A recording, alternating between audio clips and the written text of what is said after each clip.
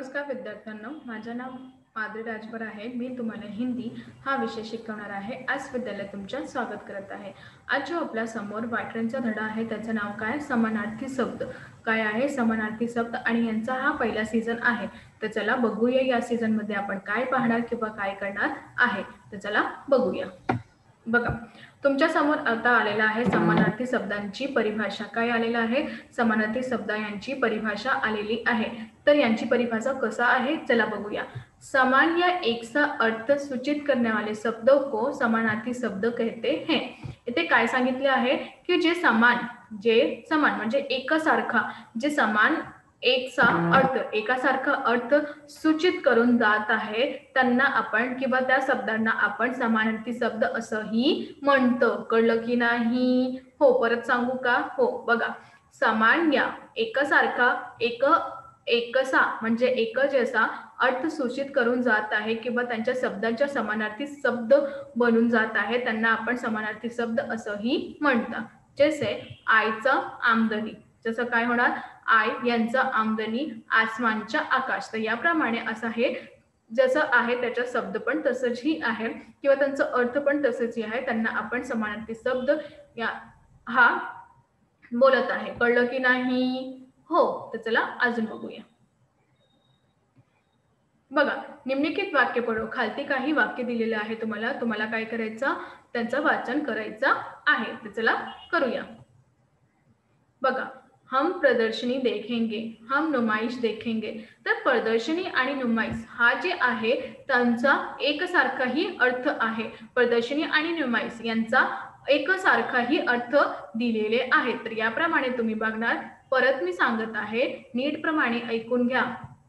बघा, हम प्रदर्शनी देखेंगे, हम नुमाइश देखेंगे। तर तुम्ही बघणार की प्रदर्शनीचा नुमाइश हा एकसारखा शब्द दिलेला आहे किंवा त्यांचा अर्थ पण एकच दिलेला आहे, तर यांना आपण समानार्थी शब्द असंही म्हणतो। दुसरा बघा, अजय मेरा मित्र है, अजय मेरा दोस्त है। तर मित्र आणि दोस्त एकच अर्थ आहे, यांचा एकच अर्थ दिलेले आहे, म्हणून इथे जे समानार्थी शब्द आहे त्यांचा एकच अर्थ दिलेला आहे त्यांना आपण म्हणतात समानार्थी शब्द असंही म्हणतात। आता इथे बघा, शत्रु ने आक्रमण किया, शत्रु ने हमला किया। शत्रु याने आक्रमण केलेले आहे आणि शत्रु यांनी हमला केलेला आहे। तर याप्रमाणे तुम्ही इथे बघणार की आक्रमण किंवा हमला हे सगळं एकच आहे, त्यांचा अर्थ पण एकच आहे। तर याप्रमाणे असंही त्यांचा परिवर्तन करून जात आहे। आता इथे बघा, वह ध्यान से सुनता है, वह गौर से सुनता है। तर याप्रमाणे ध्यान आणि गौर एकच अर्थ आहे, त्यांचा दोघांचा एकच अर्थ आहे। तर याप्रमाणे ध्यान किंवा गौर एकसारखा आहे, त्यांना आपण म्हणतात समानार्थी शब्द असंही म्हणतं। कळलं की नाही? हो, तर चला अजून बघूया। आता बघा, पहले वाले दोनों वाक्य में, पहिला जे दोनों वाक्य होता त्यातून प्रदर्शनी और नुमाइश, यातून प्रदर्शनी किंवा नुमाइश शब्द आहे। काय आलेला आहे? प्रदर्शनी किंवा नुमाइश शब्द आलेला आहे। ये दोनों शब्द, हा दोघंही शब्द एक ही अर्थ प्रकट करते हैं। हा दोघंही शब्द आपल्याला किंवा हा दोघंही शब्द आपल्याला एकही अर्थ प्रकट करून देत आहे। कळलं की नाही? हा जे दोघं शब्द आहे ते एकही अर्थ आपल्याला प्रकट करून देत आहे। तर याबद्दल दुसरा वाक्य बघा, दूसरे वाले दोनों वाक्य में रेखांकित शब्द मित्र और दोस्त। दुसरा जे वाक्य आपल्याला दिलेलं आहे त्यामध्ये रेखांकित शब्द मित्र किंवा दोस्त हा शब्द एकही अर्थाचा होता आणि हा सगळं जो अर्थ आहे ते एकही होता। तर याप्रमाणे हा जो रेखांकित अर्थ दिलेला आहे ते मित्र किंवा दोस्त एकसारखा आहे। आता आपण तिसरा पाहणार आहे। तीसरे वाले दोनों वाक्य में आक्रमण और हमला, तिसरा या दोनों वाक्यात आक्रमण किंवा हमला हा शब्दच एकच आहे आणि तिसरा जे दोनों वाक्य आहे त्यातून आक्रमण किंवा हमला हा दोघं जे शब्द आहे त्यांचा अर्थ पण एकच आहे। तर याप्रमाणे तुम्ही बघितला की कशा प्रमाणे इथे यांचा शब्द दिलेले जात आहे। कळलं की नाही? हो, तर चला अजून बघूया। बघा, चौथे वाले दोनों वाक्य में ध्यान और गौर एक ही अर्थ सूचित करते हैं। इथे बघा की इथे ध्यान किंवा गौर एकही सारखा किंवा एकही वाक्य तुम्हाला सूचित करून देत आहे। इस प्रकार ही अर्थ वाले भिन्न भिन्न शब्दों को समानार्थी शब्द कहते हैं। त्यानंतर हा जे प्रकार आहे जे अर्थ प्रकट करते किंवा भिन्न भिन्न शब्दाच्या समानार्थी शब्द करून जात आहे त्यांना आपण समानार्थी शब्द असंही म्हणतो। कळलं की नाही? हो, तर चला अजून बघूया। बघा, एक ही अर्थ प्रकट करने के लिए अलग अलग शब्दों का प्रयोग करने से भाषा सरस एवं समृद्ध लगता है। जेव्हा आपण एकही अर्थ प्रकट करतो किंवा ते वेगवेगळ्या शब्दांचा प्रयोग करण्यासाठी भाषा जे सरस एवं समृद्ध होऊन जात आहे त्यांना आपण असंही म्हणता, भाषा समृद्ध होतं असंही म्हणता। जसं नीचे कुछ समानार्थी शब्दों की सूची दी गई है, इन शब्दों का अभ्यास करें। खालती काही समानार्थी शब्दाची सूची दिलेली आहे, त्यांना तुम्हाला अभ्यास करायचा आहे। बघा, जसे कुसुम म्हणजे फूल, वन म्हणजे जंगल। आता इथे बघा, जसे इथे उपवन म्हणजे काय होणार? बाग। उपवन मध्ये काय होणार? बाग। उपवनचा अर्थ काय होणार? बाग। मयूरचा मोर। तर याप्रमाणे इथे तुम्हाला दिलेले आहे जे मयूर आहे त्यांचा अर्थ काय आहे? मोर आहे। शक्ती यांचा हिम्मत, दिवस म्हणजे दिन, आयु म्हणजे उम्र, पृथ्वी म्हणजे धरती।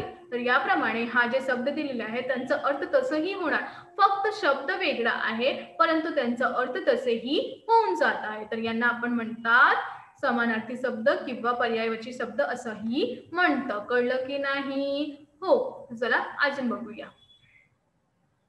बघा, इथे अजून दिलेले आहे समुद्र। समुद्र म्हणजे सागर। समुद्र म्हणजे काय? सागर। अग्नी म्हणजे आग, वायू म्हणजे हवा, तन म्हणजे शरीर। इथे बघा, मी परत सांगत आहे, समुद्र म्हणजे सागर, अग्नी म्हणजे आग, वायू म्हणजे हवा आणि तन म्हणजे शरीर, निद्रा म्हणजे नींद, स्वर्ण म्हणजे सोना आणि याला कनक पण म्हणतात। याबद्दल असा जे शब्द दिलेले आहे त्यांचा अर्थ किंवा त्यांचे शब्द वेगळे आहे परंतु त्यांचा अर्थ सगळं तसंच आहे। तर अजून बघूया, चला। तर आज आपण काय शिकलो? आज आपण शिकलो की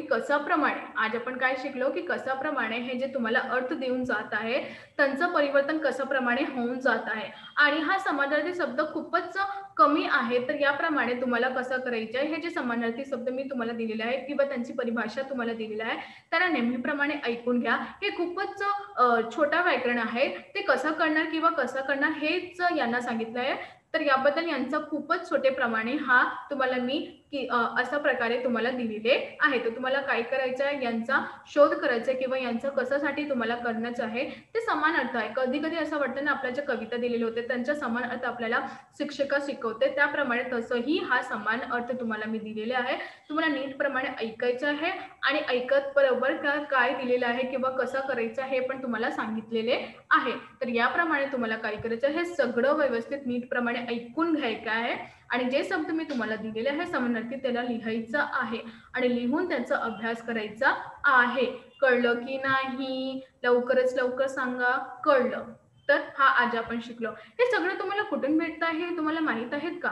हे सगळं तुम्हाला ना व्यवस्थित प्रमाणे आस विद्यालय बरोबर भेटत आहे। तर आस विद्यालयात तुम्ही जे पण शिक्षण घेत आहे, तुम्ही कोणताही ग्रेडमध्ये आहे, ते जे पण शिक्षण घेत आहे तर तिथे तुम्हाला 7वीचं काय करता आहे, तुम्ही कसा करणार हे सगळं तुम्हाला व्यवस्थित प्रमाणे इथे तुम्हाला देत आहे आणि इथे तुम्हाला एकही विषयाबरोबर नाही किंवा दोनही विषयाबरोबर नाही, सगळ्या विषयाबरोबर इथे माहिती दिलेली आहे आणि सगळं व्यवस्थित प्रमाणे किंवा नीट प्रमाणे तुम्ही ऐकून घ्या, त्यांचा उपयोग करून घ्या आणि हे जे एनी टाइम एनीवेअर स्कूल आहे म्हणजे आस विद्यालय यांचा तुम्ही खूपच चांगल्या प्रमाणे त्यांचा जे पण तुम्हाला देत आहे ते खूपच चांगल्या प्रमाणे घेऊन घ्या आणि जे ज्ञान तुम्हाला पसरत आहे हा आस विद्यालय बरोबर ते तुम्ही घेऊन घ्या आणि आस विद्यालयाचं हे मोठा खूप उदाहरण आहे की तुम्ही यांचा प्रयोग करत आहे आणि यांचं शिक्षण घेऊन तुम्ही आपला मार्ग शोधून घ्या आणि तुम्हाला कुठे जायचं आहे ते मार्ग करायचा आहे आणि आस विद्यालयामध्ये तुम्हाला कुठेही तुम्ही बसून त्यांचा शिक्षा प्राप्त करून